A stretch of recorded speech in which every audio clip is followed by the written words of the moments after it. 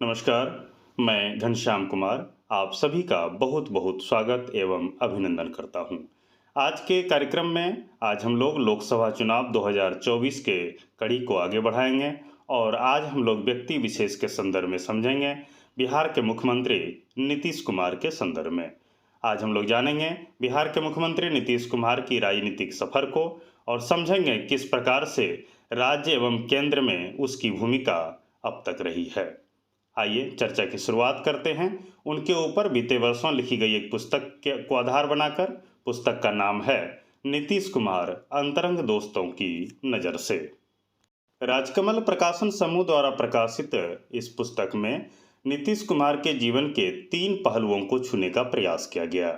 सबसे पहले गांव और कस्बे के मुन्ना के रूप में, फिर छात्र जीवन में बने नेताजी और उसके बाद हर तरह के मंत्री जी, अर्थात केंद्र एवं राज्यों में अलग अलग पदों पर जो उनकी द्वारा एक समय आधारित सेवा दिया गया उनके बारे में चर्चा की गई है।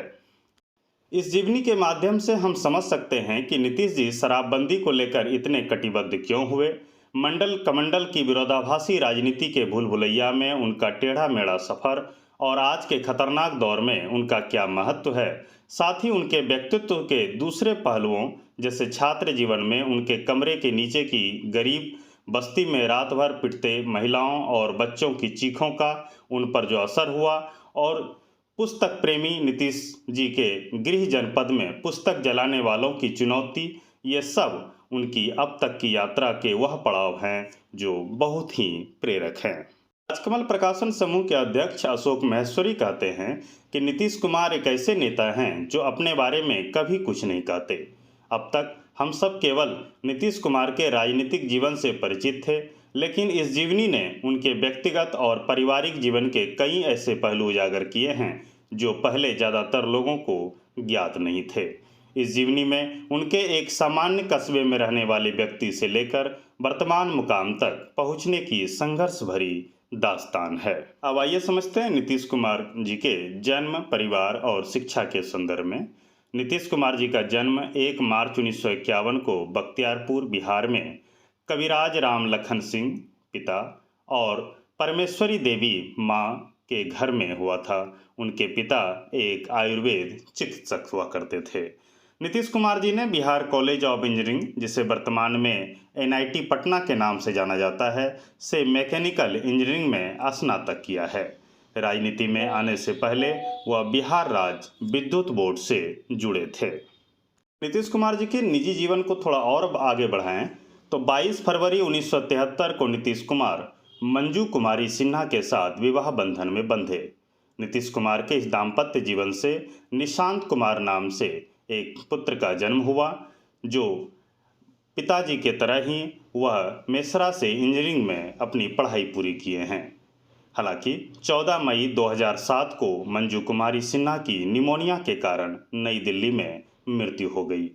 मंजू कुमारी सिन्हा पेशे से शिक्षिका थी। अब आइए नीतीश कुमार जी के राजनीतिक कैरियर को समझने का प्रयास करते हैं।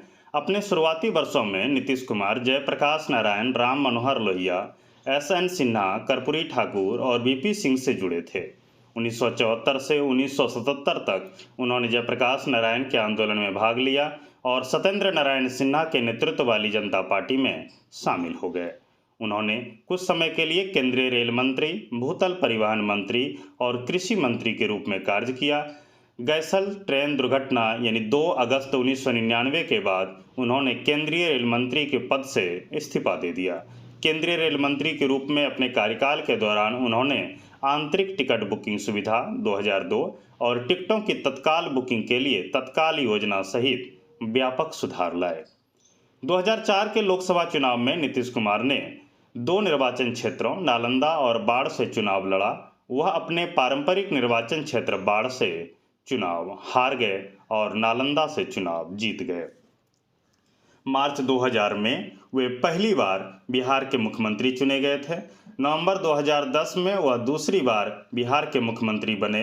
हालांकि 2014 के लोकसभा चुनावों में उनकी पार्टी के खराब प्रदर्शन के बाद उन्होंने 17 मई 2014 को मुख्यमंत्री पद से इस्तीफा दे दिया और पार्टी के प्रदर्शन की नैतिक जिम्मेदारी ली।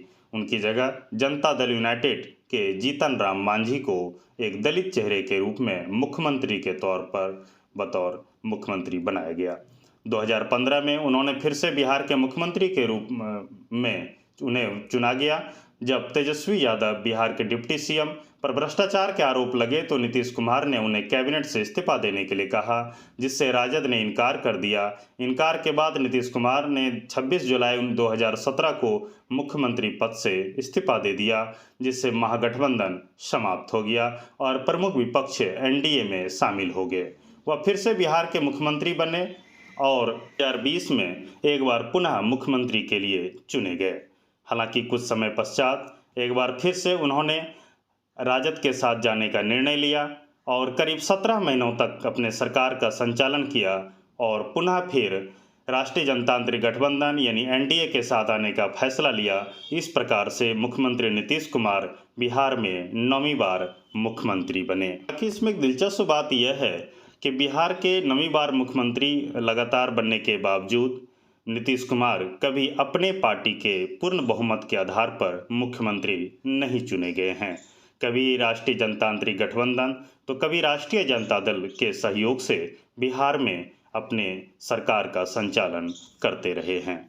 हम उम्मीद करते हैं मुख्यमंत्री नीतीश कुमार के संदर्भ में जो हमने आज एक संक्षिप्त प्रयास आप सभी के साथ करने की कोशिश किया, इससे आप सभी निश्चित रूप से लाभान्वित होंगे।